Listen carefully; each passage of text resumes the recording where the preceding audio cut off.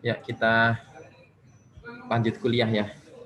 Maaf karena memang sedang ada kegiatan, jadi perkuliahan saya coba geser ke atas ke jam 10. Untuk praktikum kemarin sudah sampai mana ya?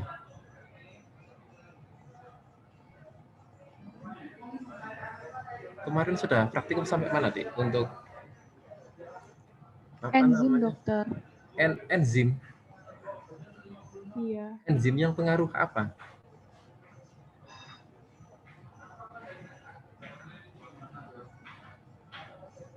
Yang suhu atau yang suhu ya? Baru suhu ya? Nggih, Dok. Kemarin cuma diterangkan yang aktivator sama inhibitor. Oh, diterangkan. Berarti nanti siang ini melihat video gitu ya?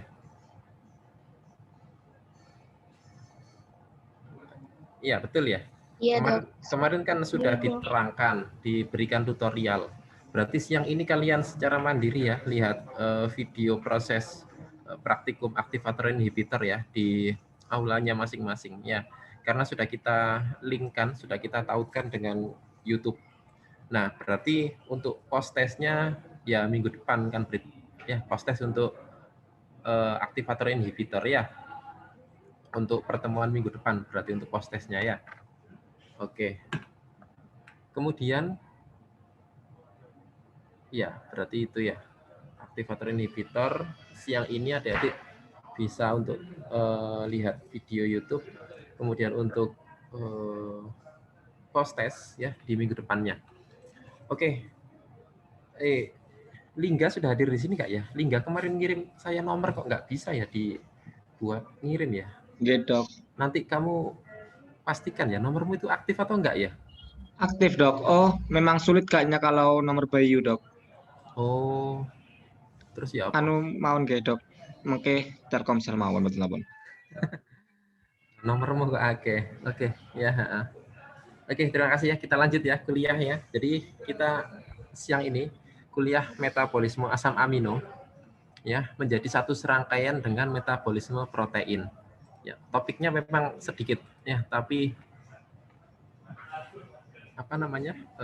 Untuk soalnya ini bisa berkelipatan, bisa menjadi banyak.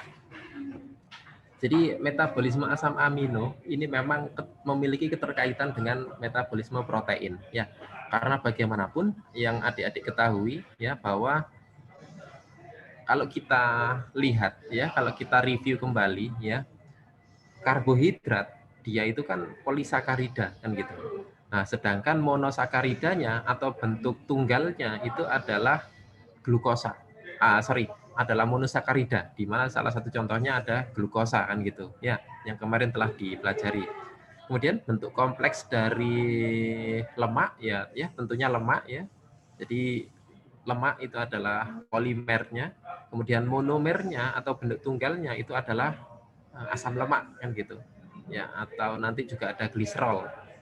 Nah, dan kemarin juga adik-adik sudah pelajari ya bagaimana metabolisme dari TG, trigliserida ya, sehingga nanti akan membentuk beberapa jenis lemak ya. Ada lemak-lemak jahat di situ ya, mulai dari VLDL, LDL, HDL ya, VHDL dan seterusnya kan gitu.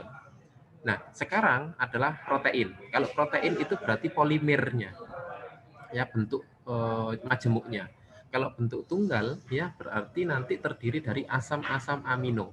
Ya karena protein sendiri kan tersusun atas banyak atas banyak peptida ya, sehingga nanti disebut dengan polipeptida ya, atau nanti yang diikatkan oleh rantai polipeptida.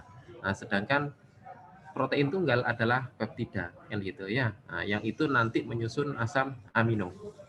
Nah, di sini ya kita bahas hari ini ya adalah metabolisme protein.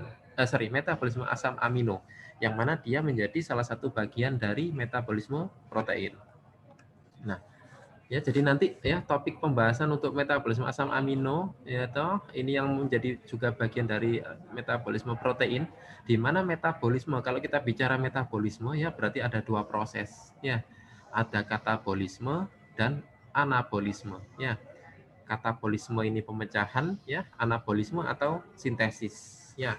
atau penyusunan kan gitu ya. Jadi kalau katabolisme ini memecah suatu senyawa, kalau anabolisme itu berarti menyusun suatu senyawa ya atau mensintesis suatu senyawa.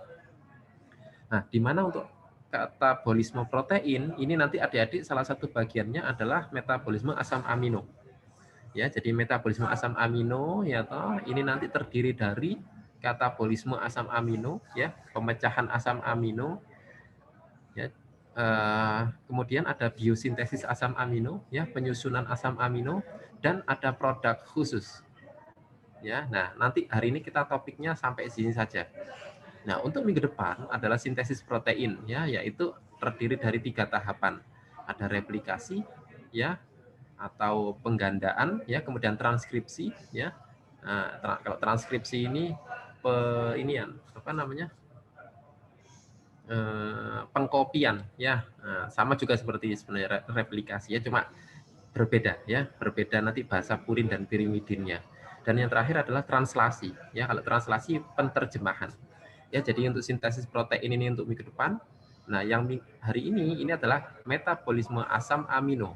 Nah, yang termasuk ke dalam katabolisme protein. Jadi protein itu kalau dipecah itu akan menjadi asam-asam amino. Ya. Ini suara saya jelas ya di tempat kalian ya? Jelas, Dok. Jelas, Dok. Oke ya. Nah, jadi protein itu ketika dipecah, ketika terjadi katabolisme, ya itu nanti akan membentuk asam-asam amino. Nah, pun sebaliknya, kalau asam-asam amino itu nanti disintesis, ya atau bergabung bersatu, ya maka dia akan tersusun menjadi sebuah protein. Ya, jadi bentuk kompleks dari asam amino adalah protein, ya sementara bentuk tunggal atau bentuk bentuk sederhana dari protein adalah asam amino. Ya, jadi begitu. Nah, ada diketahui bahwa fungsi protein ya, ini secara struktural ya, secara struktural itu gini maksudnya. Sebagian besar tubuh kita itu unsurnya adalah unsur protein.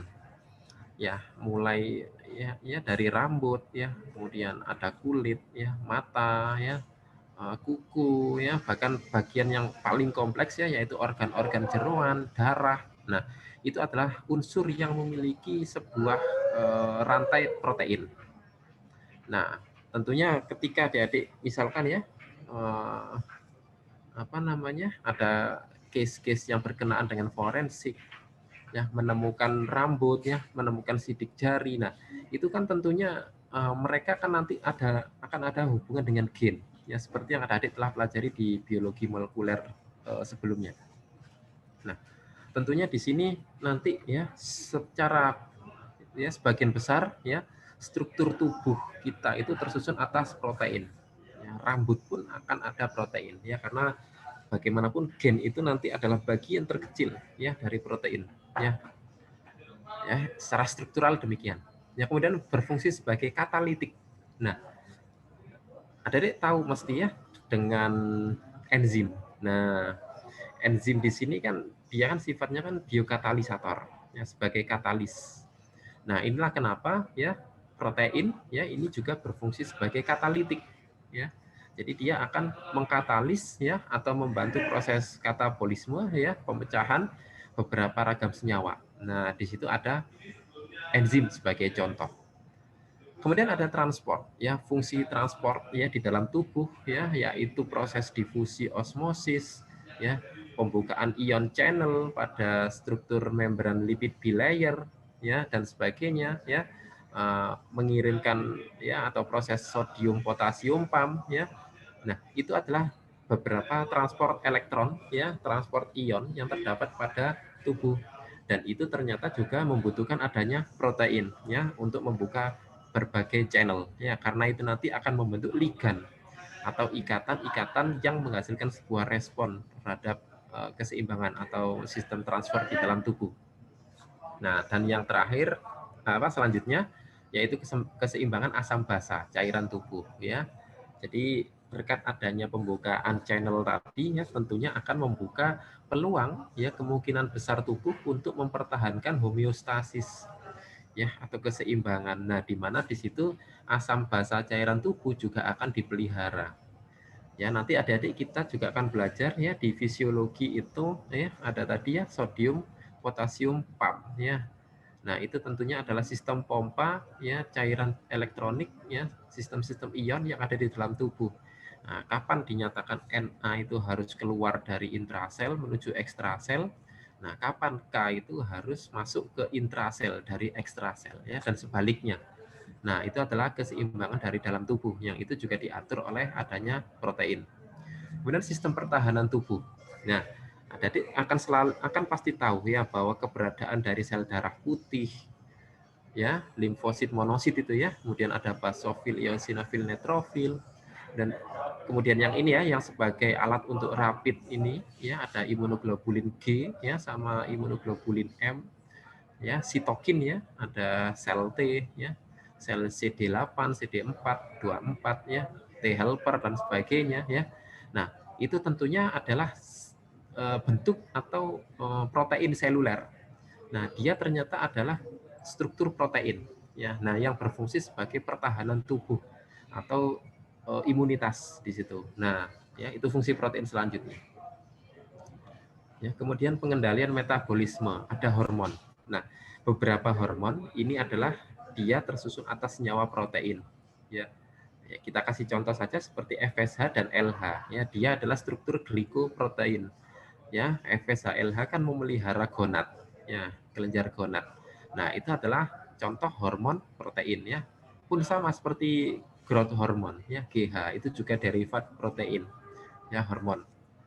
Ya, jadi juga mengendalikan sistem metabolisme tubuh ya dalam bentuk hormon ya, itu protein. Nah, kemudian protein di sini ya memiliki beberapa polimer asam amino ya atau polipeptida. Ya, itulah kenapa dia disebut dengan protein ya. Satu asam amino ya itu nanti akan mewakili satu peptida. Ya, peptida itu nanti ada deh kan tahu ya, ada asam amino esensial dan non esensial kan gitu. Ya. Nah, tentunya itu terdiri dari akan dikode oleh satu asam amino. Nah, ya yang diikat oleh satu rantai peptida. Nah, apabila asam-asam amino ini membentuk ikatan-ikatan asam amino ya, berarti ada banyak asam amino yang berikatan. Nah, maka disebut dengan polimer asam amino. Nah, atau polipeptida. Nah, ya. Jadi rantai-rantai asam amino itu nanti akan diikat ya oleh oleh rantai peptida ya sehingga nanti akan membentuk polipeptida ini ya akan membentuk sebuah senyawa protein. Ya, demikian. Kemudian mengandung 4 kalori per gram ya, ini protein ya tipikalnya.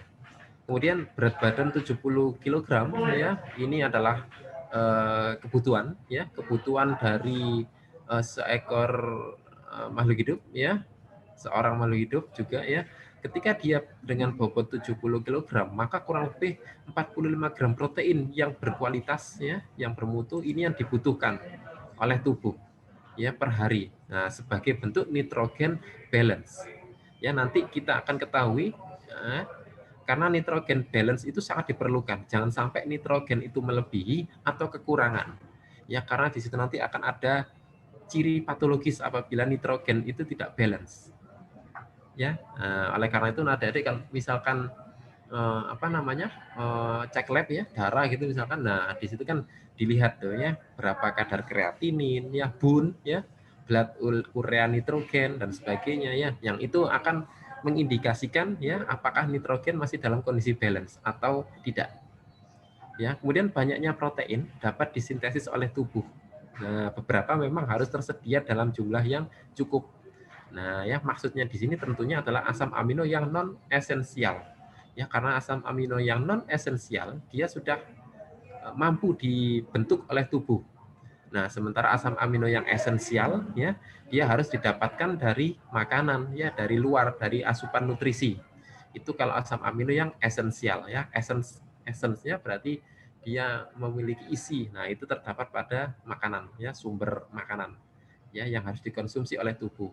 Tapi sebenarnya tubuh itu sudah bisa menyusun ya sebuah protein tersendiri yang disebut dengan asam amino non esensial. Oke.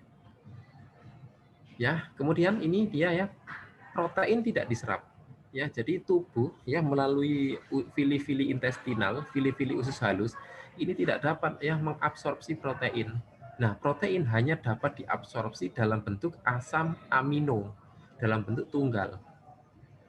Ya, sama seperti glukosa. Ya, jadi karbohidrat itu nggak bisa diabsorpsi oleh usus fili intestinal.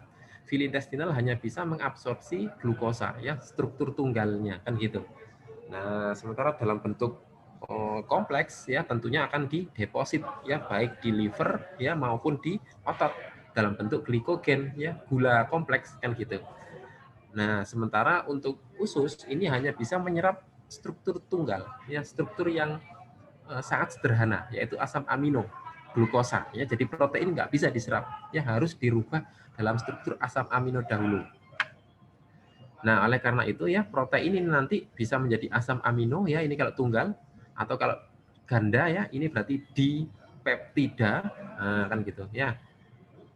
Kalau tunggal ya monopeptida ini kan tidak lazim istilahnya ya kita gunakan istilah asam amino ya. Kalau glukosa apa namanya kalau sakarida ya kan ada polisakarida, ada disakarida, ada monosakarida kan gitu. Nah, kalau pada protein ya ini ada tripeptida, ada dipeptida, ada asam amino.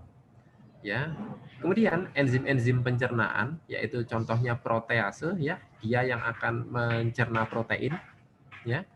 Ini juga akan menghasilkan ya yaitu lambung contohnya ya akan menghasilkan pepsin. Jadi enzim ya pepsin ini akan diproduksi oleh lambung dan tripsin ya kemotripsin karboksipeptidase ini dihasilkan oleh pankreas ya. Jadi pankreas selain dia akan menghasilkan hormon ya baik itu insulin maupun glukagon ya dia juga akan menghasilkan enzim ya tripsin ya kemotripsin ya dan karboksipeptidase yang ini akan membantu mencerna lemak kan gitu. Kemudian ya fili intestinal dan peptidase ya dengan bantuan enzim peptidase ya maka fili intestinal ini dapat ya secara lebih optimal dalam mengabsorpsi asam amino ya jadi akan menghidrolisa lebih lanjut menjadi asam amino yang bebas. Nah, yang itu memiliki susunan atau struktur peptida yang lebih kecil. Nah, sehingga akan ini ya sangat kompatibel untuk diabsorpsi, sangat besar peluangnya untuk diabsorpsi ya ketika sudah terhidrolisa dengan peptidase ini. Ya, kemudian masuk ke dalam darah ya dan akan diedarkan ke seluruh tubuh. Oke. Oke, ini kita lanjut besok yang ini. Nah, sekarang kita yang ke metabolisme asam amino sekarang. Ya. Nah, ini adik-adik ya. Kita ke topik yang inti dari metabolisme asam amino. Ya, jadi metabolisme asam amino ya ini nanti terdiri dari ada katabolisme, ya, ada biosintesis dan produk khusus. Ya, katabolisme atau pemecahan asam amino ini terdiri dari katabolisme atom N ya, nitrogen yang itu prosesnya ada transaminasi. Ya, transaminasi berarti dia akan ini apa namanya menyeberang. Nah, ya jadi dari satu gugus ke gugus seberangnya itu transaminasi. Dan deaminasi oksidatif. Ya, ini tahapan yang kedua di mana ada apa namanya pengaturan ya kadar oksigen ya yang di situ untuk melanjutkan ya proses ya katabolisme atom N. Nah, itulah disebut dengan deaminasi ya. Deaminasi itu pengurangan senyawa amina ya. Nah, yang itu akan membantu proses oksidatif pada katabolisme atom N. Kemudian pembentukan dan transport amina. Nah, ya, jadi NH3 atau gugus amina ya, ini adalah tahapan selanjutnya ya, yaitu dibentuk dan ditransport. Nah, kemudian juga ada bagian ya yaitu siklus urea dan gangguannya ya.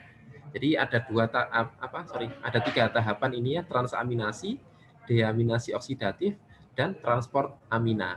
Ya, yang ini adalah merupakan tahapan atau proses katabolisme atom N, ya atom nitrogen, ya. Siklus urea dan gangguannya ini nanti tentunya berkaitan dengan anomali-anomali yang terjadi ya saat proses mulai dari transaminasi sampai transport amina, kan gitu. Kemudian katabolisme atom C, ya. Oke, ya. Kemudian biosintesis asam amino, penyusunan asam amino dan produk khusus. Oke. Nah, sekarang coba kita ke asam amino dahulu, adik-adik. Ya, sebagaimana pengertian asam amino, ya. Asam amino itu adalah definisinya, ya, itu terdiri dari gugus karboksil, ya, dan gugus amina di masing-masing ujungnya, ya. Jadi kalau adik-adik nanti akan menemukan sebuah struktur asam amino, ya, itu mesti di ujung-ujungnya itu ada gugus amina dan gugus karboksil. Ya, gugus amina ya tadi itu NH itu tadinya. Nah, itu adalah gugus amina. Nah, kemudian gugus karboksil itu COO biasanya, ya. Nah, itu adalah di ujung-ujungnya. Jadi ujungnya ada gugus amina, ujung yang lainnya itu ada gugus karboksil. Nah, itu sudah pasti adalah ciri dari asam amino, ya. Nah, adik nggak perlu menghafalkan seluruh gugusnya, ya. Hanya struktur yang menjadi cirinya saja. Ya, nah, asam amino, ya, ini nanti, ya, dia ketika tersusun, ya, menjadi banyak asam amino, ini nanti bisa menjadi protein, kan gitu. Nah, protein pun kalau dipecah dia akan menjadi asam amino, ya, gitu. Kemudian zat antara atau amfibolik, ya, atau reaksi amfibolik, ya, ini juga akan terjadi di asam amino. Ya, kemudian urea. Nah, ini dia, ya, hasil metabolisme dari asam amino ini juga akan terbentuklah urea. Urea ini memang tidak lazim di dalam tubuh, sehingga urea ini pasti dikeluarkan, ya, bersama dengan urin. Nah, oleh karena itu urin itu, ya, kenapa dia baunya pesing, ya, menyengat, itu karena produk metabolit dari asam amino, ya, urea. Nah, yang dikeluarkan. Kemudian ada hasil khusus lainnya, ya. Nah, ada produk-produk khusus. Nah, ini dia yang saya maksud tadi, ya. NH ini adalah gugus amina. Ya, sementara COOH ini adalah gugus karboksil. Nah, ini adalah rantai atau struktur kimia dari asam amino. Ya, jadi yang harus adik-adik ketahui, ya, yaitu dia di ujung ada gugus amina, ya. Ini, ya, basic amino group, ya. Kemudian di ujung yang lain dia akan ada gugus karboksil, ya, acidic karboksil group. Nah, ya, ini adalah ciri dari asam amino, ya, ada gugus amina dan gugus karboksil. Ya, sementara H, ya, ini adalah atom hidrogen, R ini adalah sudut yang lain atau gugus yang lain, ya. Nah, bisa nanti akan mengkode, ya, ini lisin, isoleusin, prolin, valin dan sebagainya, ya. Nah, tapi yang jelas, ya, yang memunculkan atau yang mencirikan asam amino ya gugus amina ini dan gugus karboksilat. Oke, nah, keseimbangan nitrogen. Jadi di dalam tubuh adik-adik, ya, itu ada istilah. Jadi ini kita bahas nitrogen balance, ya, keseimbangan nitrogen di dalam tubuh, ya. Nitrogen yang positif, ya, ini terjadi ketika sintesis dari asam amino, ya, ini lebih besar dibanding pemecahan dari asam amino. Ya, jadi ketika anabolisme lebih besar dibanding dengan katabolisme, maka dia diindikasikan nitrogen positif. Maksudnya tahu, ya? Jadi gini, ketika tubuh kita ini lebih banyak membentuk protein, membentuk nitrogen dibanding memecah nitrogen, ya, maka di dalam tubuh kita itu disinyalir sedang dalam kondisi yang N positif. Nah, ya, atau nitrogen positif. Ya, jadi ketika di dalam tubuh kita nitrogen dibentuk lebih besar dibanding dengan dipecah, maka kondisi tubuh kita itu sedang nitrogen positif. Nah, contoh kondisinya adalah saat masa pertumbuhan. Ya. Kemudian penyembuhan. Nah, ya, dan hamil. Nah, ini adalah contoh-contoh kondisi atau fase di mana terjadi nitrogen positif, yakni sintesis, ya, anabolisme itu lebih besar dibanding dengan katabolisme. Nah, ini adalah kondisi nitrogen positif. Tapi ketika nitrogen seimbang atau balance, ya, berarti sintesis, ya, lebih sama dengan yang katabolisme. Ya, jadi anabolisme sama dengan katabolisme. Ya, jadi pembentukan sama juga dengan pemecahan. Nah, ini adalah kondisi ketika dewasa normal, ya, dalam kondisi yang sehat.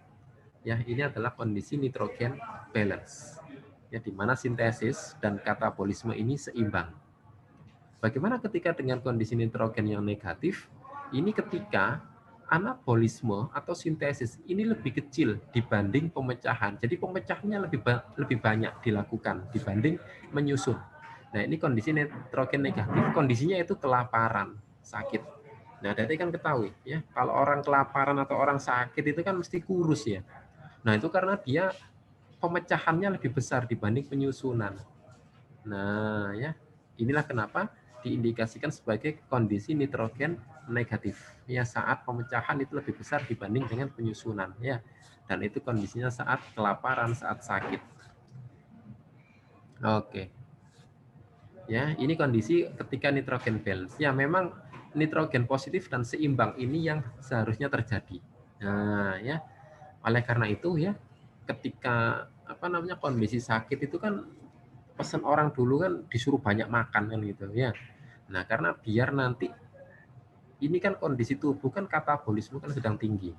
Nah, sehingga biar ada bahan bakar siapa yang akan dipecah, biar nanti biar pemecahan protein itu tidak diambil dari sumber tubuh yang disimpan oleh tubuh. Nah, nanti akan terjadi kurus nanti kalau misalkan dia tidak mendapat asupan nutrisi. Nah, jadi akan menggerogoti tubuhnya sendiri ya. Nah, akan memecah ya menjadi protein baru ketika tidak diasup dari luar. Nah, oleh karena itu kalau ketika kondisi sakit ya kalau kelaparan ya pasti disuruh makan ya. Nah, oleh karena itu biar untuk menjaga ini ya tubuh itu ya harus kondisi asupan nutrisi. Ya, oke. Nah, ini dia ya. Katabolisme asam amino ya. Sekarang degradasi asam amino ya, di mana ini gugus amina ya, ini gugus karboksilat. Nah, jadi tahapannya adalah ya ini kan asam amino ya yang terdiri dari gugus amina dan gugus karboksilat ya. Oke. Ya, kemudian nanti ya alfa amino asid ya, ini adalah asam amino ya yang nanti akan masuk ke siklus, yaitu siklus asam sitrat ya, atau kalau dulu adik-adik belajar metabolisme karbo, dia itu ada siklus Krebs. Nah, kan gitu. Ya, jadi asam amino ini nanti ya rutenya ya dia akan langsung masuk ke siklus asam sitrat. Ya. Oleh alfa amino asid ini ya, alfa asam amino ya, kemudian menjadi alfa asam keto. Nah, ini nanti langsung masuk ke siklus asam sitrat. Ya, di mana tahapannya tentunya adalah ada oksaloasetat ya, dan aspartat ya, arginosusinat, fumarat, malat ya. Jadi ini adalah derivat-derivat dari siklus asam sitrat. Nah, kemudian ya di sini juga ya untuk amina ya atau gugus amin, dia akan masuk ke siklus urea. Nah, ya, jadi kalau gugus karboksilat ini nanti masuknya ke siklus asam sitrat, nah si gugus amina ini masuknya ke siklus urea. Ya, jadi gugus amina ini ya NH3 ini ya nanti akan ya dapat bereaksi ketika dia dalam status NH4. Ya, kemudian dengan karbon dioksida ya, dia akan masuk tahapnya sitrulin, arginosuksinat, arginin ya, ornitin ya. Nah, ini siklus urea. Nah, dan produk akhirnya yaitu urea ini harus dikeluarkan dari dalam tubuh. Ya, produk metabolisme atau produk metabolitnya ya urea ini harus dikeluarkan dari dalam tubuh ya. Tidak boleh tubuh itu nanti terlalu tinggi urea ya. Nanti ketika kondisinya uremia atau kadar urea di dalam darah tinggi ya, itu akan sangat toksik ya. Sangat toksik ketika di dalam tubuh ya menderita uremia ya atau kadar urea tinggi di dalam darah. Ya, jadi urea ini adalah produk akhir ya pada siklus urea yang dia ya berasal dari gugus amina ini ya, kemudian dia masuk ke siklus urea. Nah, dari siklus urea ini urea harus diekskresikan ya, harus dibuang. Nah, sementara gugus karboksilat dari asam amino ya dia akan masuk ke siklus Krebs atau siklus asam sitrat. Ya, ini ya cara degradasi asam amino. Ya, jadi adik-adik nggak perlu khawatir ketika mengkonsumsi protein dengan jumlah yang tinggi ya. Nah, selama tubuh adik-adik masih bisa melakukan proses metabolisme dengan normal ya, juga dibantu oleh ginjal di situ ya. Nah, maka ekskresi atau pembuangan ya sampah urea yang tidak digunakan oleh tubuh itu akan bisa berjalan normal ya. Oke. Kemudian katabolisme atom N. Ya, tahapannya adalah transaminasi, ya, deaminasi oksidatif dan transport amonia. Nah, sekarang gini. Ini dia ya. Ada beberapa jenis hewan yang kita kategorikan berdasarkan ureanya. Berdasarkan atom N-nya. Dimana kalau pada mamalia ya, karena dia produk metabolismenya adalah urea, maka disebut dengan ureotelik. Ya, jadi mamalia ya ketika mereka kencingnya itu adalah urea yang dikeluarkan sebagai produk metabolit. Ya, oleh karena itu ya mamalia itu disebut dengan ureotelik. Bagaimana dengan jenis unggas-unggasan? Nah, ya, unggas-unggasan ternyata dia adalah asam urat yang dikeluarkan bersamaan dengan urin.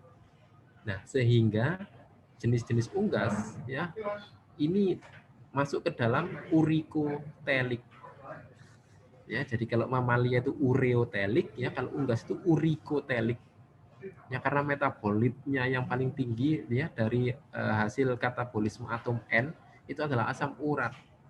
Nah, oleh karena itu mungkin ya saudara yang punya asam urat itu kan dilarang makan bebek ya, makan burung, ya makan daging apa namanya itu, daging ayam ya. Mungkin yang tertinggi memang bebek. Ya, kemudian makan daging ular ya, makan daging nyambi barangkali ada yang suka gitu ya. Karena hewan-hewan tersebut ya baik reptil dan avian itu adalah urikotelik. Jadi atom N yang dikeluarkan sebagai produk metabolit itu adalah asam urat. Nah, bagaimana dengan ikan bertulang? Ya, baik yang bertulang keras maupun yang bertulang bertulang rawan ya, chondroichthyes. Nah, itu ternyata produk atom N-nya adalah amonia, ya sehingga disebut dengan amonotelik golongan Pisces ini. Ada yang suka makan ikan apa ya? Ikan P namanya ya, ikan pari. Nah, itu kalau adik-adik masak menjadi sayur lodeh itu kan menyengat ya baunya ya, ada bau pesinnya gitu ya, seperti bau-bau pupuk urea gitu kan ya. Nah, ternyata itu adalah produk amonia yang dihasilkan oleh ikan-ikan tersebut. Karena ikan ya, pun sama seperti adik-adik kalau memelihara ikan ya, terus tidak diberikan aerasi. Wah, itu jelas keracunan ikanmu ya, karena meningkatnya ya nitrogen yang ada pada air ya. Nah, oleh karena itu harus diaerasi ya, karena ikan itu ya produk metabolitnya itu adalah amonia. Ya, dia masuk kategori amonotelik ya, sehingga harus diberikan aerasi untuk mengurangi timbunan atau akumulasi atom N di dalam akuariumnya itu. Ya ini ya berdasarkan pembagian atom N ya, katabolisme atom N ya, mamalia ya dia menghasilkan urea sehingga disebut dengan ureotelik. Kemudian jenis-jenis avian atau reptil ya dia asam urat ya sehingga urikotelik ya.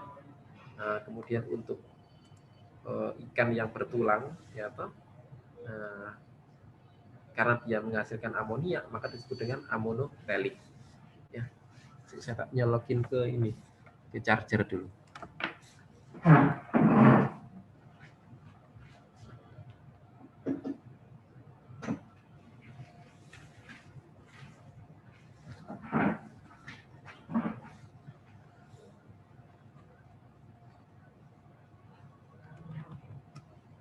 Oke, sampai sini ada yang ditanyakan?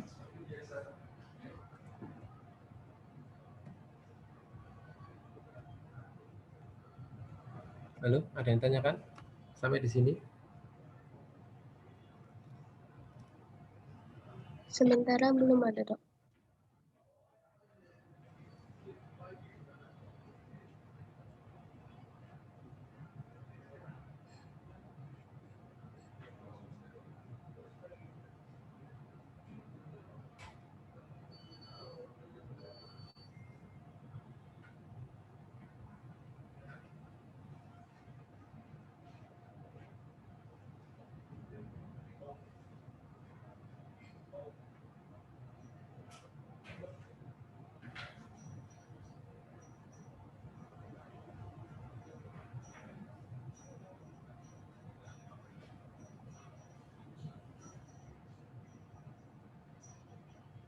Oke, kita lanjut. Sekarang transaminasi. Ya. Jadi asam amino ketika dia melalui tahapan ya katabolisme ya, maka dia harus melalui tahapan yang pertama yaitu transaminasi ya sebelum diaminasi oksidatif. Jadi transaminasi ya di mana ini asam amino ya. Nah, nanti akan ya menjadi asam alfa keto ya. Kemudian asam alfa keto glutarat ya menjadi glutamat. Nah, glutamat inilah yang nanti akan menjalani tahapan transaminasi ya glutamat. Oke, nah ya. Jadi selain asam amino ya, kemudian asam alfa keto glutarat ya toh, sehingga nanti di sini akan menghasilkan asam alfa keto dan L-glutamat ya, produk dari transaminasi. Yang kemudian mereka akan kembali lagi ya, glutamat akan membentuk alfa keto glutarat ya. Nah, di tengahnya itu akan menghasilkan sebuah senyawa yaitu amina ya, NH3. Nah, yang mana di sini nanti amina ya dengan bantuan CO2 ya toh ini nanti akan melepaskan ya atau mengekskresikan urea ya sebagai metabolit ya yang tidak diperlukan ya. Itu transaminasi yang diperankan oleh L-glutamat ya dan asam alfa keto glutarat ya tahapannya. Nah, ya Adik ketahui ini ya, ini kan ini kan rantai asam amino ya. Nah, ini asam amino ya toh. Nah, kalau ini adalah asam alfa keto ya. Nah, ini asam alfa keto glutarat ya. Beda ini R aksen sama R doang ya. Kemudian kalau ini adalah glutamatnya. Ya. Oke. Nah, glutamat ya toh dengan NH4 plus ATP ini akan menghasilkan glutamin. Ya, akan berubah menjadi glutamin. Glutamin dan ADP P ya atau PI ya. Nah, dia adalah prekursor ya atau kofaktor dari ADP, adenin difosfat kan gitu ya. Adenosin difosfat. Ya. Dan ion H+. Ya menghasilkan itu. Dengan bantuan apa glutamat untuk bisa menghasilkan glutamin? Dengan bantuan glutamin sintetase. Ya, berarti enzim ya yang membantu sintesis glutamin. Nah, kan gitu pengertiannya. Sehingga glutamat apabila dia dibantu oleh glutamin sintetase ya atau enzim yang mensintesis membentuk glutamin, nah sehingga dihasilkanlah glutamin ya kemudian adenosin difosfat ya, kofaktor ya dan ion H+. Glutamin dengan air ya atau H2O ya, maka dia akan dikembalikan menjadi glutamat ya plus NH3. Dengan bantuan apa? Dengan bantuan glutaminase. Ya, jadi enzim yang akan memecah glutamin. Nah, sehingga nanti akan membentuk glutamat dan NH3. Nah, ya, ini tahapan prosesnya ya. Jadi yang harus diketahui adik-adik ya, glutamat apabila dia ingin membentuk glutamin ya, maka harus dibantu oleh enzim ya yang mensintesis membentuk glutamin. Ya, sehingga nama enzimnya adalah glutamin sintetase. Tapi ketika glutamin ya toh ini untuk membentuk glutamat, nah, enzim yang dibutuhkan adalah glutaminase ya. Karena glutamin harus dipecah ya. Nah, kan sehingga kan bukan glutamat sintetase ya, enzimnya bukan ya, tapi glutaminase ya, glutamin harus dipecah untuk membentuk glutamat ya. Jadi demikian. Nah, ini adalah struktur dari glutamin ya dan glutamat.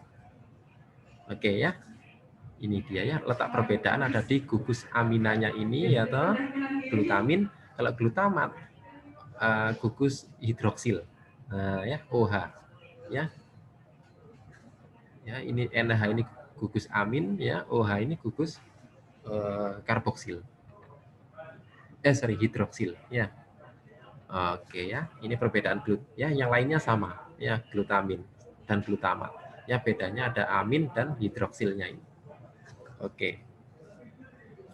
Kemudian transaminasi ya, masih di transaminasi ya, itu juga seperti ini. Ya, pada alanin ya, asam amino alanin ya. Ini pirufat ya, alanin. Nah, asam alfa amino ini akan apa namanya? Akan menyeberang ya, membentuk asam alfa keto. Ya, kalau tadi ya yang kita kembali ke glutamat ya. Kalau glutamat, ya, maka asam alfa amin akan menjadi asam alfa keto ya.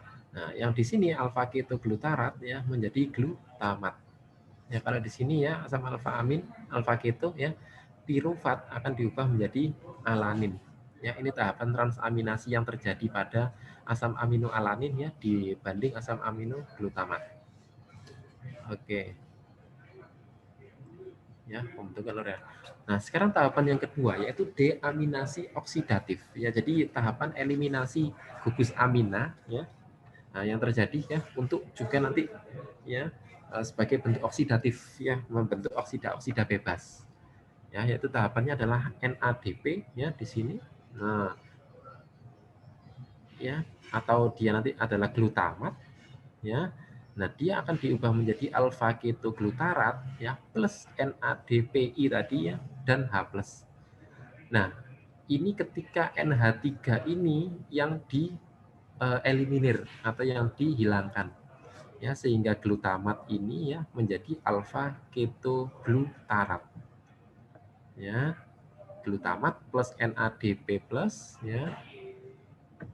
Nah, kemudian dengan penghilangan NH3 ya, maka akan menjadi alfa ketoglutarat plus NADPI plus H+, kan gitu. Ya, ion H+. Ya, ini adalah tahapan deaminasi ya atau penghilangan gugus amina ya. Nah, yang untuk mempertahankan oksida di dalam sistem katabolisme asam amino atau pembentukan urea. Nah, ini tadi ya siklus asam siklus urea yang terjadi ya. Jadi ketika nanti di sini ya ada gugus amina ya toh. Nah, dengan bantuan CO2 kan, nah dia akan masuk ke siklus urea. Nah, siklus urea ini semuanya akan terjadi di mitokondria. Ya, mitokondria. Ini kan seluruhnya kan sel. Ini semuanya sel, anggaplah sel ya. Kemudian yang biru ini adalah sitoplasma ya, sitosol di sini.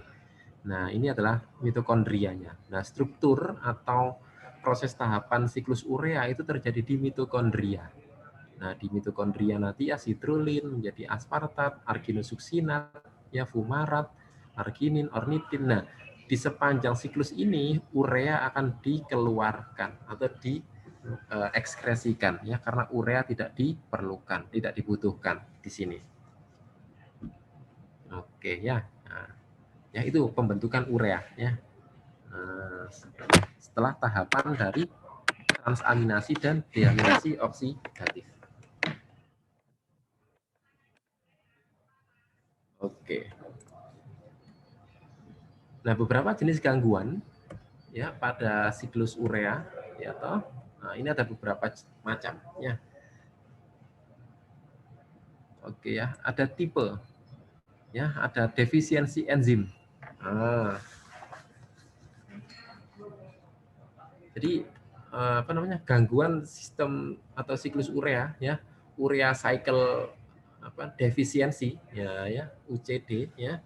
Ini adalah hiperamonemia tipe 1 ya, hiperamonemia. Berarti kelebihan kadar amonia di dalam darah. Nah, ya hiper itu lebih, amon itu amonia, emia itu dalam darah. Ya, jadi kelebihan kadar amonia di dalam darah tipe 1 ya. Ini enzim defisiensi yang pertama. Ya, kemudian hiperamonemia tipe yang kedua ya defisiensi enzim yang kedua, dan citrullinemia. Apa makna citrullinemia?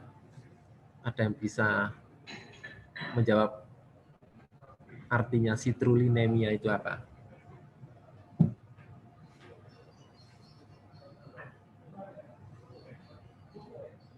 Iya? Ada yang tahu? Citrullinemia. Apa itu citrullinemia?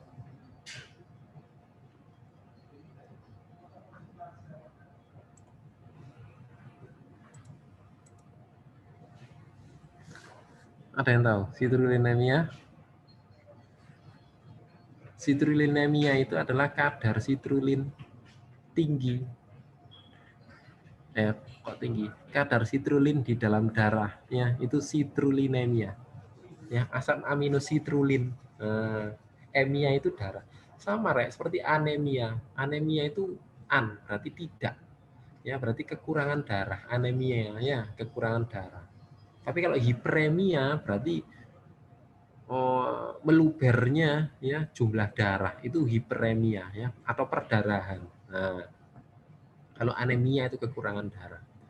Kalau hiperamonemia berarti kan kelebihan amonia di dalam darah kan gitu. Kalau citrullinemia berarti kadar citrulin di dalam darah. Kalau uremia, ada yang tahu uremia? Urea dalam darah, Dok. Urea di dalam darah, uremia.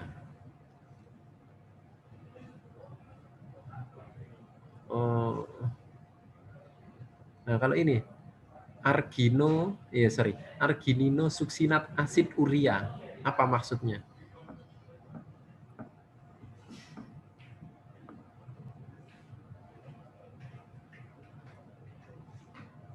Apa maksudnya? Ada yang tahu?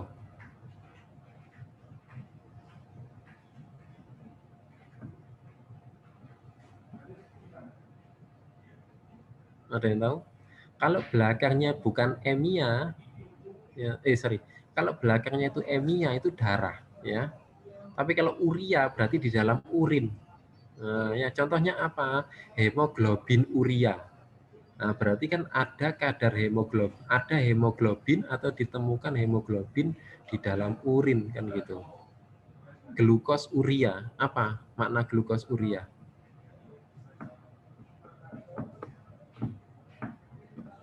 Tahu apa glukos urea?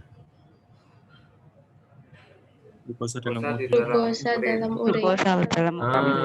Glukosa dalam urin. Nah, berarti apa itu? Gangguan glukos urea itu berarti cirinya apa? Kencing manis. Iya, kencing manis. Orang DM. Iya. Ya. Nah, kena DM ya, diabetes mellitus. Ya. Kalau protein urea apa? Berarti protein di dalam Protein dalam urin. protein dalam urin ya. Kalau proteinemia? Protein dalam darah. Protein dalam darah. Ya, itu adalah istilah medik yang harus kalian kuasai ya. Kalau gini, hiperargininemia apa? Kadar arginin yang tinggi di dalam darah. Kadar arginin tinggi di dalam darah. Oke ya, gitu ya. Oke, nah sekarang siklus urea sudah. Ya, di mana tadi gugus amina ya yang akan masuk ke siklus urea sehingga akan mengeluarkan urea. Nah, sekarang katabolisme atom C ya atau katabolisme pada gugus karboksil. Asam amino, dari asam amino. Ini ada yang glukogenik ya, ada yang ketogenik, ada yang campuran. Ya. Nah, yang di sini yang dilambangkan hijau ini yang glukogenik. Ya, atau dia suka dengan glukosa kan gitu, suka dengan gula. Nah, kalau ketogenik ini suka dengan keton. Ya, campuran. Nah, ini berarti antara keduanya, glukogenik dan ketogenik. Nah, oleh karena itu nanti ada hubungannya. Kalau kalian yang ikut diet itu ya, oh saya diet karbo. Apa ngurangi karbo, ya karbohidrat maksudnya ya. Oh saya diet keto. Wah, ya ngurangi keto. Nah, seperti itu. Ya, model-modelmu itu kan kayak gitu ya. Jadi ini ya ada asam amino glukogenik, ketogenik dan campuran. Ya, kalau yang kuning ini adalah senyawa yang berproses kan gitu ya. Jadi asam amino ya yang masuk ke dalam glukogenik itu apa aja? Ada alanin ya, sistein, glisin, serin dan treonin. Ini adalah jenis asam amino. Ya, asam amino kan ada dua ya, esensial dan non esensial ya. Nah, jadi jenis yang glukogenik itu yang hijau ya, silakan bisa dibaca sendiri. Nah, plus triptofan yang campuran ya. Nah, ini nanti yang masuk ke pirufat. Nah, atau asam pirufat. Ya. Nah, dia memiliki tahapan ya, bisa masuk ke asetil-CoA kemudian masuk ke siklus Krebs, atau dia bisa masuk ke jalur oksaloasetat ya, baru masuk ke siklus Krebs. Atau dia masuk ke fosfofenol pirufat ya, kemudian dia akan dibentuk menjadi glukosa. Adik-adik kemarin kan sudah belajar ya, ada gluconeogenesis, nah, kan gitu ya, pembentukan glukosa dari sumber non karbo ya, baik itu dari lemak maupun dari protein. Nah, kan gitu ya. Jadi karbohidrat itu glukosa itu bisa dibentuk ya dari sumber bukan karbo ya, dari protein maupun lemak ya, melalui tahapan itu. Oke ya, kemudian ini ya, isoleusin, leusin, dan triptofan ya, ini masuk ke jalur asetil-CoA, ya, koenzim A. Ya, kemudian ini ada lisin, leusin ya, fenilalanin, triptofan, tirosin, ini masuk ke jalur asetil-CoA. Ya, yang memang pada akhirnya semua asam amino ya toh, semua asam amino ini nanti ya, ini nanti memang berujung ke siklus asam sitrat atau siklus Krebs kan gitu.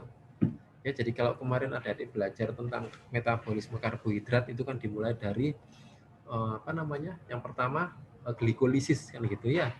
Nah, setelah glikolisis ya, dia akan menghasilkan asetil-CoA ya toh.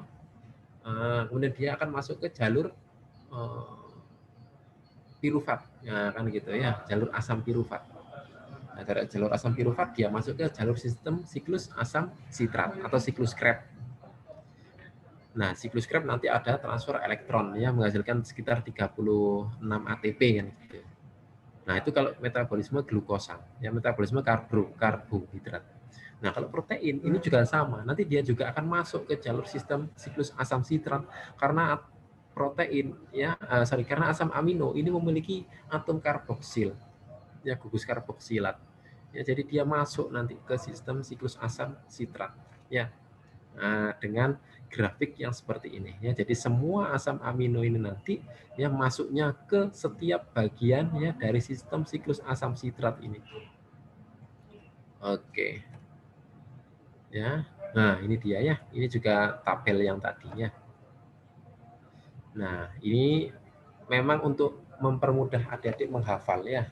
Asam amino tadi kan ada glikogenik, ketogenik, dan campuran. Apa saja asam amino yang glikogenik? Ya ini ya, ada alanin ya, arginin, ya, aspartat ya, ada sistein ya, glutamin, glisin, histidin ya. Ini apa ya? Lewat ya, metionin, prolin, serin ya, treolin ya, valin ya, kan gitu ya. Nah, yang ketogenik ini leusin. Nah, ya. Nah, sementara ini yang campuran ya, ada isoleusin ya, lisin ya, fenilalanin ya, tirosin ya, triptofan. Nah, itu adalah asam-asam amino yang campuran. Ya. Memang yang gampang dihafal itu adalah asam amino yang ketogenik kan gitu ya, sama campuran. Nah, sehingga di luar ini berarti yang glikogenik. Nah, itu cara ngafalinnya ya. Nah, oke ya. Nah, ini ya jalur yang sudah digambarkan yang tadi ya. Mana yang dia yang glikogenik, mana yang ketogenik, dan mana yang campuran ya. Karena semuanya pasti akan masuk ke jalur atau siklus asam sitrat atau siklus Krebs. Ya. Nah, karena siklus Krebs kan terdiri dari siklus asam sitrat ya, menjadi alfa keto, suksinil CoA, fumarat, oksaloasetat kan gitu ya. Nah, ya, ini adalah asam-asam amino yang masuk ke jalur sistem asam sitratnya atau siklus Krebs. Nah, sekarang ya ini yang terakhir ya untuk gangguan metabolisme asam amino ya. Ada beberapa ragam penyakit ya yang di sini disebabkan oleh karena tinggi atau berlebihnya ya dan juga kurangnya kadar asam amino di dalam tubuh. Ya, contohnya adalah glisin uria.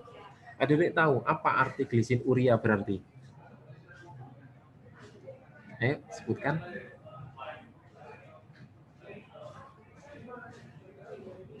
glisin di dalam urea dong. Dalam urin, Dok. Iya, kadar glisin di dalam urin. Ya, jadi glisin urea hiperoksaluria primer. Ya, jadi ini yang memang menyebabkan ini apa namanya? Ditemukan kalkuli atau batu. Nah, ya, hiperoksaluria ya. Ada oksalat, batu oksalat namanya. Nah, ini beberapa hewan seperti anjing atau kucing itu ya, dia kan kalau misalkan karena tingginya ya protein glisin yang dimakan. Nah, parahnya memang ya protein glisin itu banyak ditemukan pada nutrisi apa ya, pakan-pakan universal itu loh. Kalau kamu masih ngasih pakan kucing ya, itu yang bulat-bulat donat itu ya, yang pakan yang bulat-bulat kecil ya. Nah, universal itu ternyata dia mengandung kadar glisin yang tinggi ketika disintesis oleh tubuh. Sehingga yang menyebabkan itu ya oksalat atau batu oksalat pada kantong kemihnya, vesika urinarianya dia itu. Sehingga itulah kenapa dia akan ada penyakit glisinuria ya atau hiperoksaluria primer ya. Nah, oleh karena itu ya kucing-kucing yang demikian itu kan harus dibedah ya, mengeluarkan batu kemih atau anjing ya, batu kemihnya juga ada. Nah, kemudian selanjutnya ketika dia sudah masa recovery harus diberi nutrisi ya. Nah, kan ada produk-produk pakan itu yang dia menyeimbangkan atau mengurangi kadar glisin. Nah, ya untuk bisa nanti meminimalkan terjadinya kambuhan ya, pembentukan batu oksalat. Kemudian ini fenilketonuria apa maknanya?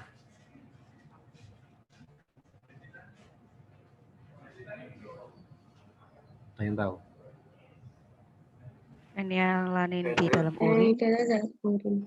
Iya ya, kadar fenilalanin di dalam urin ya. Nah, ini gangguan metabolisme selanjutnya ya. Dan ada tirosinosis ya. Nah, tirosinosis ini apa maknanya? Ayo. Pembentukan tiroksin. Pembentukan tirosin. Nah, pembentukan tirosin yang berlebih ya. Kalau tirosinemia, kadar Tirosin di dalam darah. kalau tirosinemia, tirosin di dalam darah. Ya, ini karena gangguan tirosin ya. Nah, pun sama seperti gangguan histidin, maka akan mengalami histidinemia ya. Kadar histidin tinggi di dalam darah ya. Dan ada imidazol, amino asid urea ya. Nah, ini imidazol ini memang salah satu jenis ini ya, obat juga sebenarnya ya, yang dia memicu rilisnya histidin. Nah, ya, jadi ketika histidin ini banyak dihasilkan dan dia karena diinduksi oleh imidazol ini, sehingga akan mengakibatkan gangguan imidazol amino asid urea ya. Jadi di dalam urin ya, ini akan ada asam amino ya, histidin ya karena induksi imidazol. Pun dengan prolin ya dan hidroksiprolin ya, yaitu prolinemia dan hidroksiprolin ya. Nah, kadar prolin dan hidroksiprolin tinggi di dalam darah ya karena gangguan itu ya. Wah, ya. Kemudian lisin juga menyebabkan gangguan yaitu hiperlisinemia ya. Nah, kadar lisin tinggi di dalam darah ya, ataupun bahkan yang persisten, yang tak tampak ya, yang tidak tampak. Wah, ini juga sangat memungkinkan ya karena gangguan lisin. Kemudian sistein dan metionin ya, sistinuria, sistinosis ya, ini karena pembentukan tinggi ya sistin. Kalau sistinuria ini kadar sistin tinggi di dalam urin. Ya, homosistinuria ya, berarti apa namanya? Di dalam darah ya toh. Nyampur ya, darah dan sistin ini nyampur ketemu di dalam urin. Karena gini ya, urin itu harusnya kan cuma berisi air ya toh, sama sama aroma urea ya. Nah, yang jadi masalah apabila urin itu ditemukan adanya darah ya, hemoglobin urea, ditemukan adanya gula ya, glukos urea atau protein urea, itu kan berarti mengindikasikan ya sistem filtrasi di dalam ginjal itu tidak normal atau rusak. Nah, ya. Jadi nggak boleh ada darah di dalam urin, itu berarti ginjal itu ada masalah. Sistem filtrasi di glomerulus bermasalah kan gitu. Nah, pun sama seperti ada ya, gula darah itu ya. Jadi itu tidak diperbolehkan ya. Oleh karena itu urin yang normal itu ya nggak boleh ada darah, nggak boleh ada protein, nggak boleh ada gula kan gitu ya. Karena mengindikasikan adanya kelainan selain sistem metabolik ya, juga pasti sistem filtrasi di ginjal. Ya, oke, dan seterusnya ya. Di sini bisa dilihat. Ya, ini jenis asam amino ya, ini yang esensial, ini yang non esensial. Oke. Tinggal kita review nih. Asam amino esensial ya toh. Ini asam amino yang didapat dari mana, Dok? Dari makanan, Dok. Ya, dari nutrisi ya, dari luar. Kalau yang non esensial,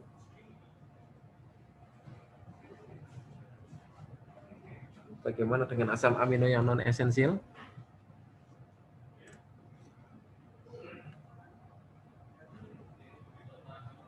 Halo?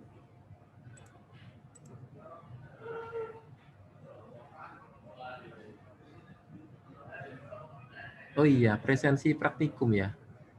Iya, tolong presensi Non praktikum. esensial dari tubuh. Ya, non esensial dari tubuh. Iya, tolong presensi praktikum dulu ya. Ayo kita pending dulu, presensi praktikum dulu silahkan.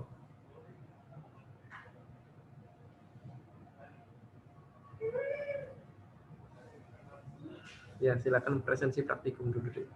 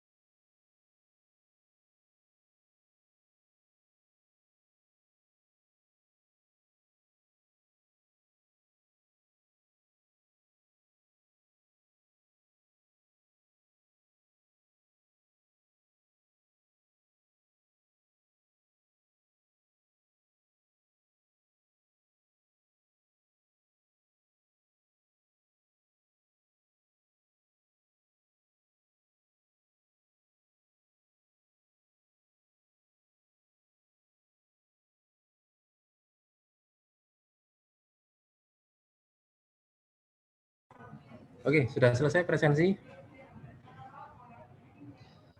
Sudah, Dok. Sudah, Dok. Oke, kita lanjut ya. Jadi biosintesis asam amino non esensial ya, atau yang berasal dari dalam tubuh ya toh, ini berasal dari didapatkan dari senyawa amfibolik. Ya.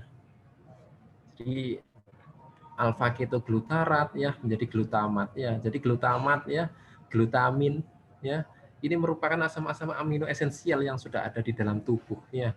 Jadi tubuh ini sebenarnya sudah sangat cukup ya asam amino ya. Nah, namun ya untuk kecil ya peluang nitrogen negatif ya kita tetap perlu nutrisi dari luar kan gitu.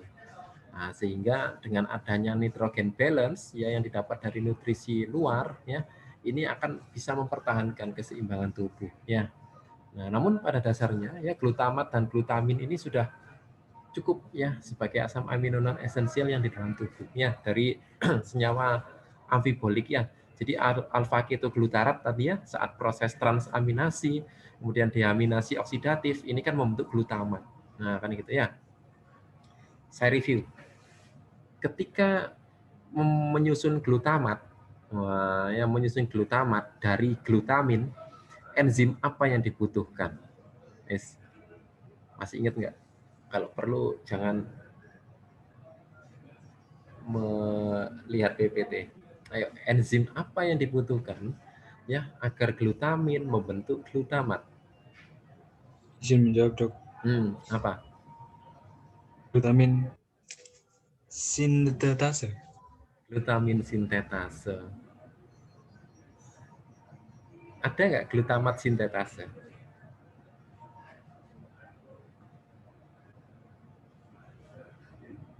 Ayo kita sambil review ya. Ada, Dok. Ada, Dok. Kalau untuk membentuk glutamin dari glutamat, Glutaminase. Aminase.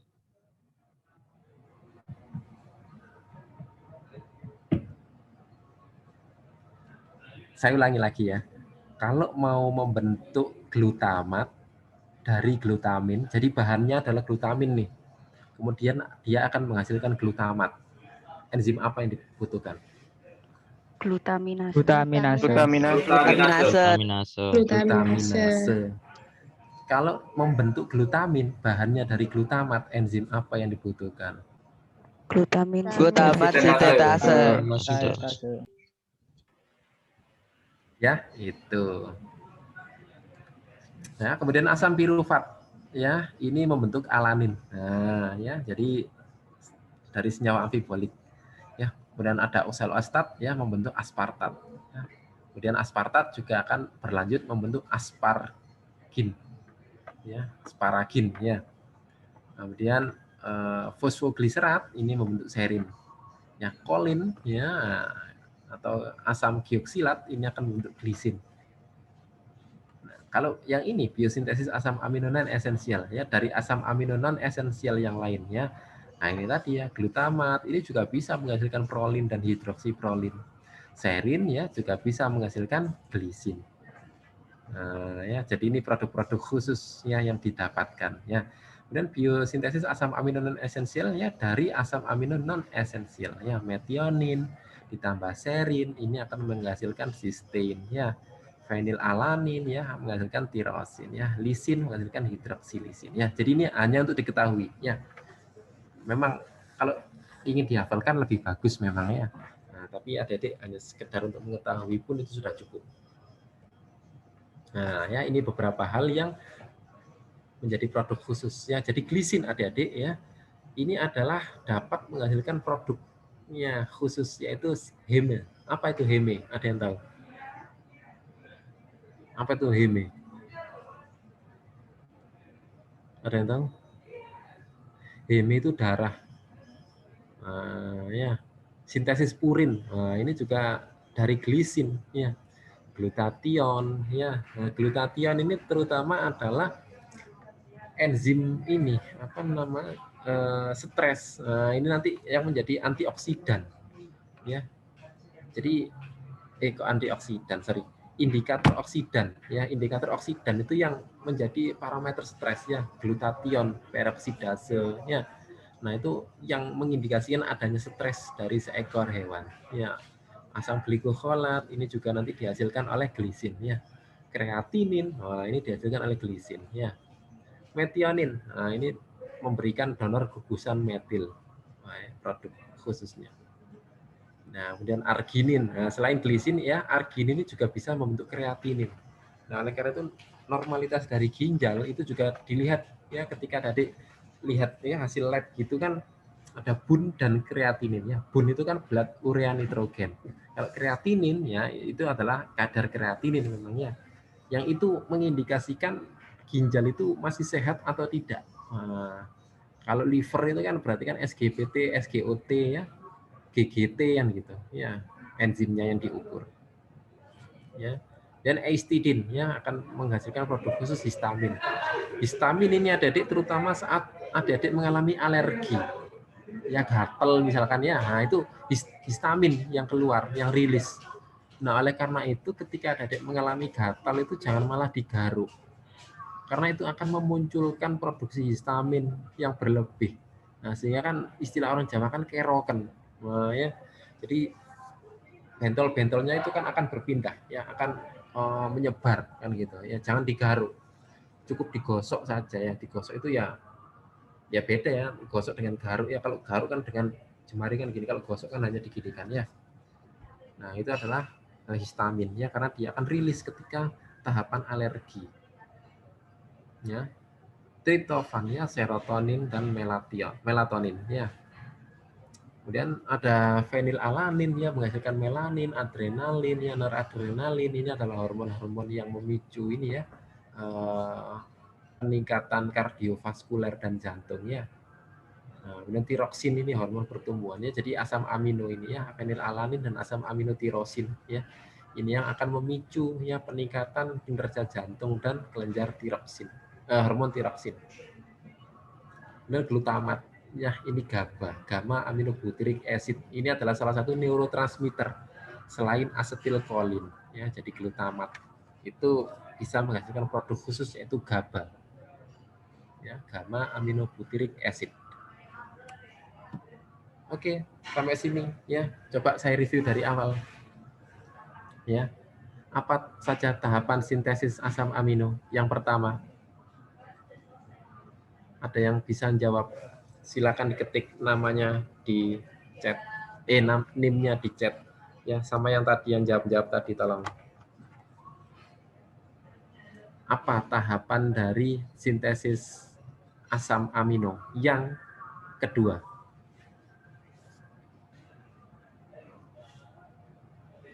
Ada bisa jawab? Deaminasi oksidatif, dokter. Nah, apa maksud dari deaminasi oksidatif? Itu pengaturan kadar untuk melanjutkan proses oksidatif. Nah, Jadi kadar, ada katabolisme kadar apa itu yang diatur, yang dihilangkan? atom N. Atom N. Atau gugus apa itu? Deaminasi. Berarti gugus apa itu yang dimaksud yang dihilangkan? Amina. Amina itu strukturnya gimana di situ? NH. NH apa?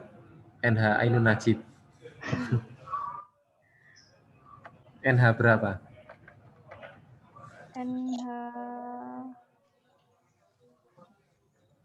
NH3. NH3. Ya, itu adalah tahapan yang kedua dari deaminasi oksidatif. Tahapan yang pertama apa? Ada yang tahu? Izin menjawab, Dok. Nah, Izin menjawab, Dok. ya, apa?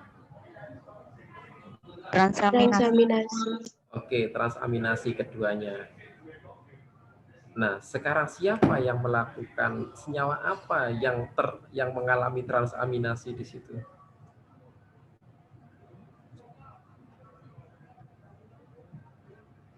L-glutamat, Dok. Glutamat, ya. Glutamat yang mengalami transaminasi. Oke ya. Nah, sekarang gugus karboksil ya, atau atom C pada asam amino, ketika dia mengalami katabolisme, dia masuk ke siklus apa?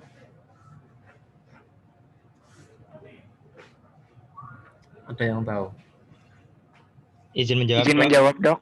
Nah, Siklus Krebs, Dok. Asam sitrat. siklus Krebs atau siklus asam sitrat. Ya. Oke. Bagaimana dengan gugus amina? Ketika di katabolisme dia masuk ke siklus apa? Izin menjawab, Dok. Izin menjawab, Dok. Izin menjawab, Dok. Ya, gimana? Siklus urea. Siklus urea. Urea. Siklus Urea, Dok. urea. Oke. Pertanyaan saya selanjutnya. Dengan cara apa gugus amina itu masuk ke siklus urea? Dibantu dengan mekanisme seperti apa? Atau senyawa apa yang membantu dia? Izin menjawab, Dok. Gimana? Dibantu dengan senyawa CO2, Dok. CO2 sehingga NH4 ya yang akan Iya, masuk Dok. ke siklus urea. Apa produk akhir dari siklus urea?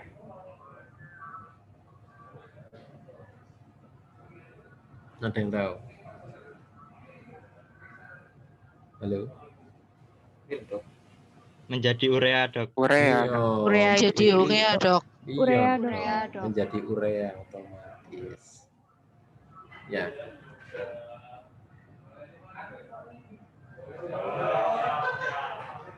Oke, sekarang pertanyaan saya selanjutnya. Pada jalur katabolisme katabolisme asam amino, itu kan memiliki peluang dibentuknya glukosa, ya.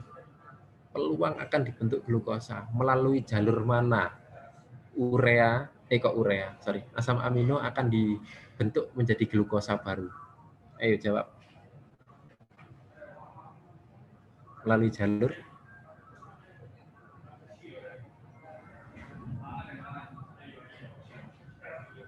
yuk. Glukogenik, Dok.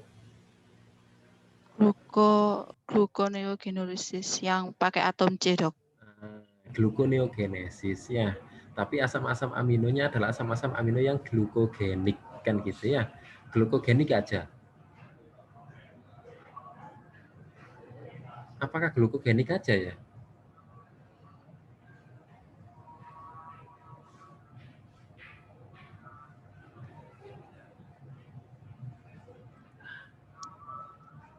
Glukogenik, ketogenik, dan campuran, Dok. Enggak, ketonya enggak usah. Cuma glukogenik dan campuran doang, ya. Yang ketogenik enggak masuk. Ya ke jalur jalur pirufat ya, membentuk glukosa baru. Ya, itu ya dicatat ya, dengan tahapan itu tadi prosesnya ya, namanya gluconeogenesis ya, pembentukan glukosa baru dari sumber non karbohidrat ya, dari sumber non polisakarida ya, bisa berasal dari protein, bisa berasal dari lemak. Oke, terus apa lagi ya kira-kira?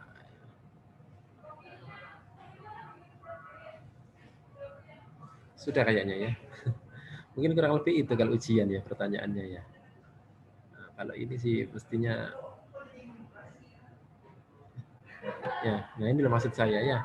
Kan jalur asam pirufat ya yang masuk ke nanti menjadi glukosa. Nah ini kan cuma glukogenik sama campuran doang. Ketonya kan nggak ada. Ya. Nah.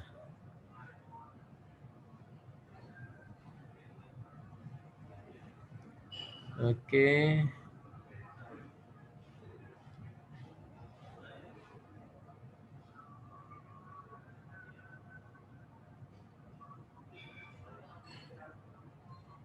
Oke, rasanya sudah nih. Ya. Asaminasi. Oh iya ini ya. Ini kalian tahu ya, berarti ya. Kapan tubuh dalam kondisi nitrogen balance? Saat dewasa, Dewasa normal. Dewasa sehat, sehat, Dok. Dok. Saat dan sehat. Dewasa dan sehat. Dewasa dan kondisi sehat. Oke. Apa maksud dari nitrogen positif? Jika Apabila terjadinya Pembuatan. ketika daripada anabolisme lebih besar lebih besar daripada katabolisme. lebih besar dari katabolisme. Gampangannya gini loh ya, nitrogen positif. Di mana-mana positif itu kan nabung lebih banyak dibanding pengeluaran kan gitu ya. Paham ya? Ini gampangnya gitu. Nabung lebih banyak dibanding pengeluaran. Pemasukan lebih banyak dibanding pengeluaran, wes. Itu kan kondisinya kan positif. Berarti kan pemasukan kan anabolisme, sintesis. Ya, pengeluaran itu kan berarti kan katabolisme, pemecahan. Nah, itu nitrogen positif. Nah, ya, di mana sintesis itu lebih besar dibanding katabolisme. Nah, tapi kalau kondisi yang nitrogen negatif, berarti yang pemecahan atau katabolisme lebih tinggi dibanding sintesisnya. Pengeluaran lebih besar dibanding pemasukan, ya minus. Nah, ya itu. Kapan kalian dinyatakan nitrogen negatif? Saat Ketika kelaparan. Kelaparan, sakit, Dok. Sakit, Dok. Kelaparan, sakit. Pertanyaan saya, puasa itu kondisinya apa? nitrogen negatif. Nitrogen negatif. Nitrogen negatif. Negatif. Mestinya gitu logiknya ya, nitrogen negatif. Ya. Tapi sebenarnya itu adalah nitrogen balance, seimbang. Nah, dia menjadi nitrogen negatif ketika kalian nggak sahur dan nggak buka. Wah, itu baru nitrogen negatif. Ini jangan dikira kalian puasa itu terus nitrogen negatif, enggak ya. Itu nitrogen balance ya, menjadi nitrogen negatif ketika kalian nggak buka puasa, nggak sahur dan juga nggak berbuka atau berbukanya telat. Wah, itu nitrogen negatif. Ya, nah, selama kondisi masih di jalur puasa, ya, oleh karena itu orang dengan diabetes kan disuruh puasa, ya, untuk menyeimbangkan nitrogen. Nah, sebenarnya kan gitu. Selain mengatur kadar gula darah. Nah, ya, jadi apa namanya, saat kita puasa, asalkan berbuka dan sahur, wah itu masih nitrogen balance, ya. Nah, jangan terkecoh. Sebenarnya kalian saat kelaparan, saat puasa itu sebenarnya bukan lapar, tapi godaan setan, ya. Jadi ya itu bukan lapar lah sebenarnya ya, karena sedang digoda ya kan gitu. Istilah Ramadan setan di kerangkeng itu juga kan idiom kayaknya ya. Perasaan setan juga tetap ada banyak ya, saat Ramadan gitu ya. Oke. Ikan, wah ikan ya, berdasarkan katabolisme nitrogen masuk ke dalam tipe nitrogen yang mana? Amonia, Dok. Amonotelik. Amonotelik ya, amonotelik karena dia menghasilkan metabolit amonia. Nah, ya. Kodok masuk ke dalam mana? Kodok. Urikotelik.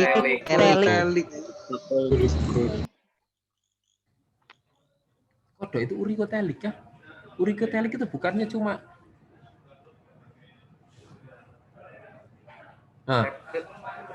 kodok itu apa, reptil ya?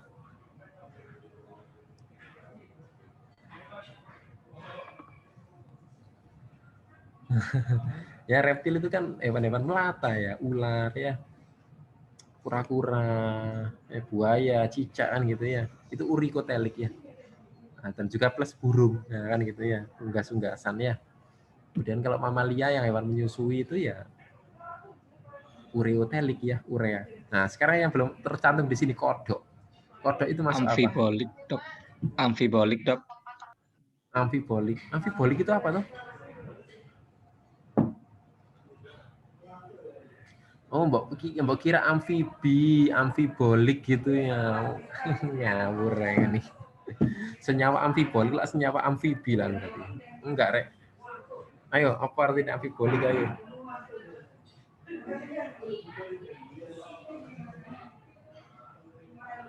Ada yang tahu? Apa sih sebenarnya tadi makna amfibolik itu, Rek? Kita tadi berbicara senyawa amfibolik. Sebenarnya apa pengertian senyawa amfibolik ya? Ada yang tahu? Apa senyawa amfibolik? Izin menjawab, Dok. Gimana? Persilangan metabolisme, jalur anabolik, dan katabolik. Itu amfibolik.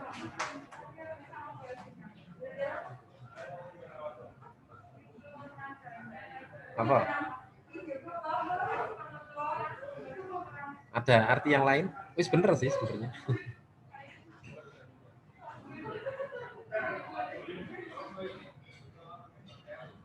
Ini lah ya maksudnya amfibolik gitu ya.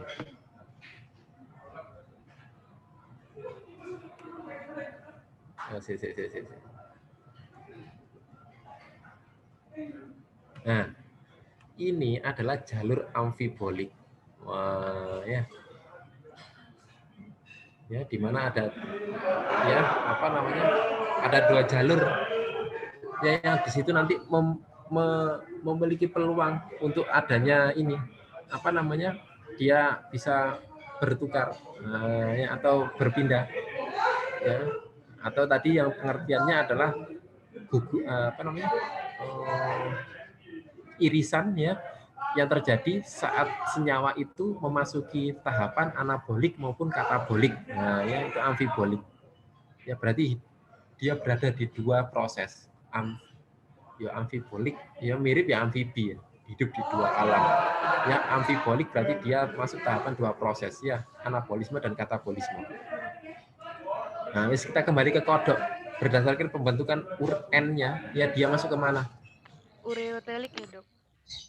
Ureotelik. Ureotelik atau amonotelik? Apa?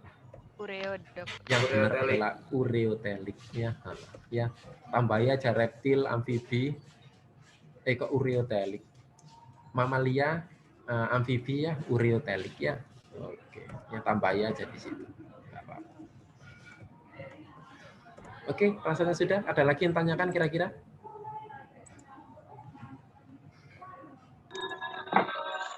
Dok, saya izin bertanya, Dok. Ya.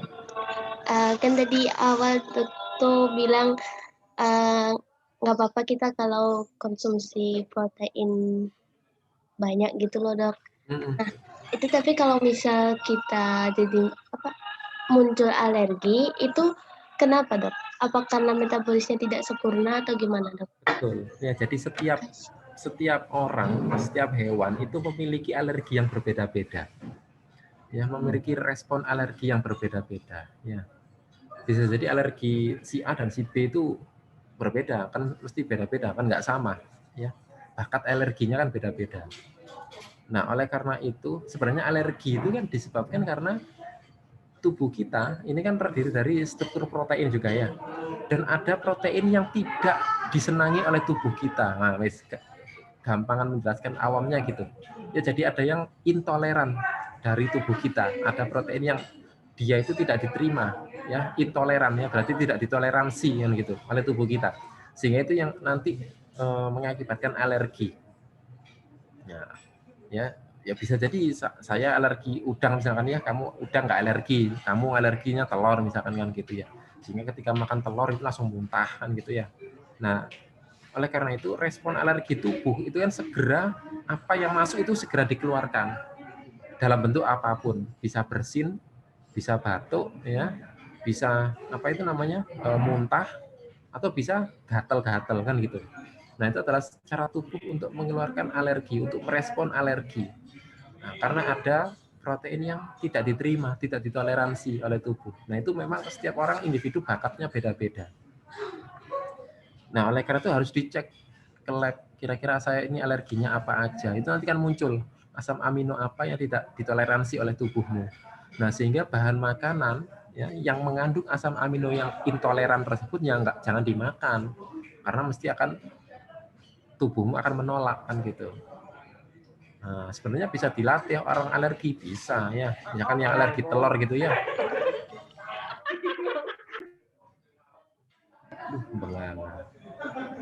Ya misalkan alergi telur itu bisa ya perlahan makan telur, perlahan ya dikit, besok dikit lagi ya. Nah, kalau sudah nggak alergi langsung dilepas itu ya, makan satu keranjang itu nggak apa-apa. Nah, ya. Jadi bisa diminimalisir, cuma memang harus bertahap. Ada yang memang benar-benar nggak bisa sama sekali meskipun sedikit. Nah, itu jangan dipaksakan ya. Oleh karena itu setiap orang bakat alerginya beda-beda. Biasanya alerginya kalian itu ini apa namanya? Ya setiap pasti berbeda lah. Ke resto gitu ya. Atau kepanitiaan gitu kan mesti tulis alerginya apa anak ini kan gitu ya. Ada makanan apa yang jadi pantangan. Nah, ya karena memang kita nggak tahu sebenarnya alerginya apa aja kalau kita sendiri nggak pernah mengalaminya atau nggak uji ke laboratorium yang asam amino apa yang tidak bisa diterima oleh tubuh kita ya. Jadi memang harus diuji ya.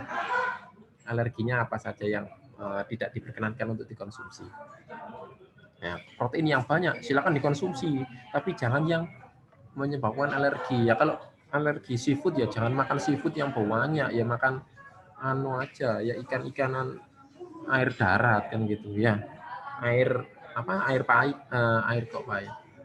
tawar ya, jangan makan ikan-ikan air asin atau air payau ya. Nah, gitu aja ya, sumber protein kan banyak ya. Oke, ada lagi? Asal jangan makan rambut loh ya, rambut atau bulu meskipun dia protein kan nggak bisa dicerna oleh tubuh. Ya makanya kucing itu kan meskipun rambut itu kamu bilang protein, tapi kan nggak bisa dicerna oleh tubuh. Rambutnya mesti akan jadi hairball nanti ya kalau dimakan sama kucingnya. Oke, begitu ya. Ada lagi? Baik dok, terima kasih dok.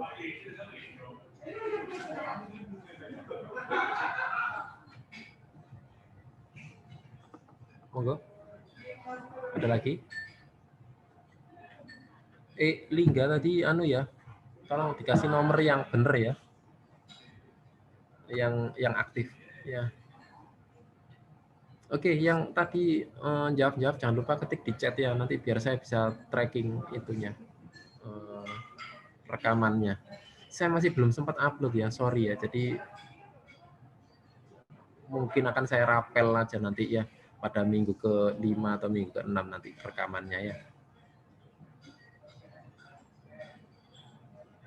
Oke, jika sudah cukup ya, akan saya akhiri ya. Nanti praktikumnya silakan buka video masing-masing ya, sehingga karena kemarin sudah tutorial, ya kemarin sudah tutorial aktivator inhibitor ya. Berarti minggu ini, hari ini berarti kalian hanya lihat video asinkronosnya ya. Nah, minggu depan kalian tinggal post test ya. Nah, soal ujiannya ya siang aja ya saya sediakan ya, sesuai dengan jam praktikum. Oke, jika tidak ada yang ditanyakan ya, saya akhiri ya. Terima kasih atas kehadirannya siang hari ini ya. Semoga sehat selalu ya. Saya tutup. Wassalamualaikum warahmatullahi wabarakatuh. Waalaikumsalam Waalaikumsalam warahmatullahi Assalamualaikum wabarakatuh. warahmatullahi wabarakatuh. Makasih, Dok. Terima kasih dok. Makasih, Dok.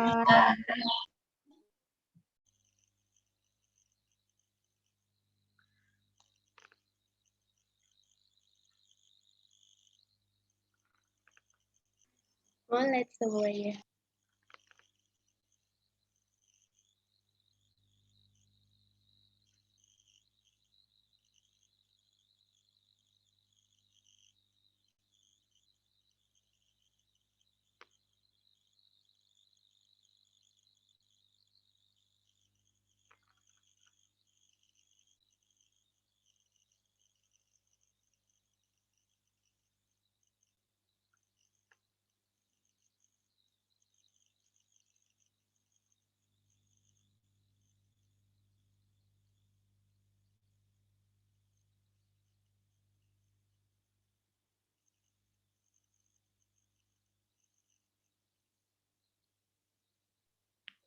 Oi, bangun, oi.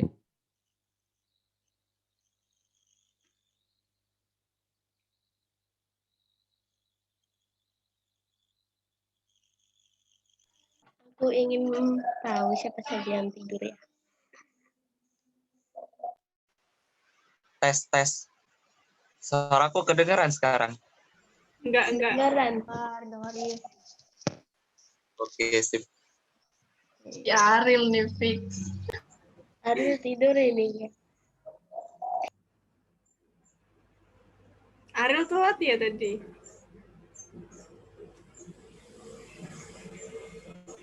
Ariel ketelat. Ariel.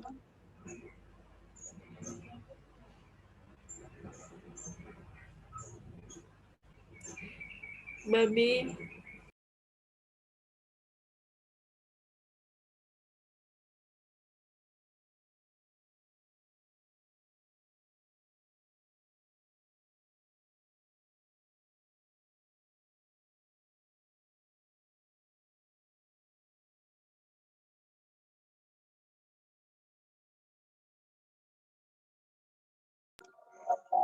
Ini nunggu Ariel Kayaknya sampai harus bangun atau dipanggil. gimana ya? Dipanggil pakai bahasa babi deh. Ariel.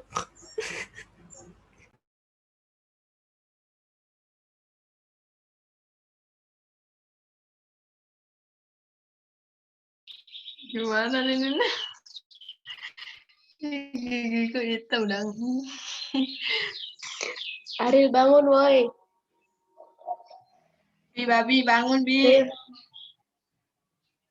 Jangan rajin-rajin, kelasnya udah selesai ini. Gimana sih Ariel nih? Telepon coba ya.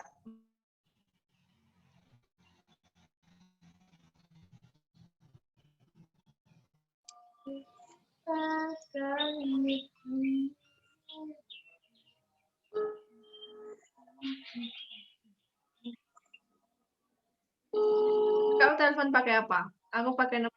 Coba ya. WA.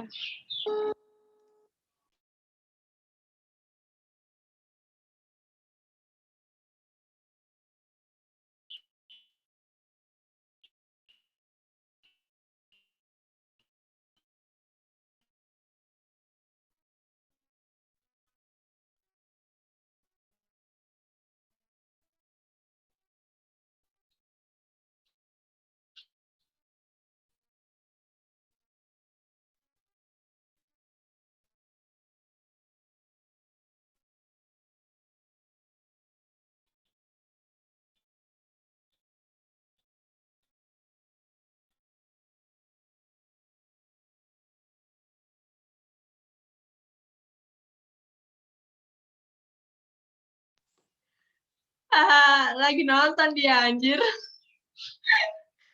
Udah deh, bye. Sumpah gak ada akhlak, ditinggalin gitu.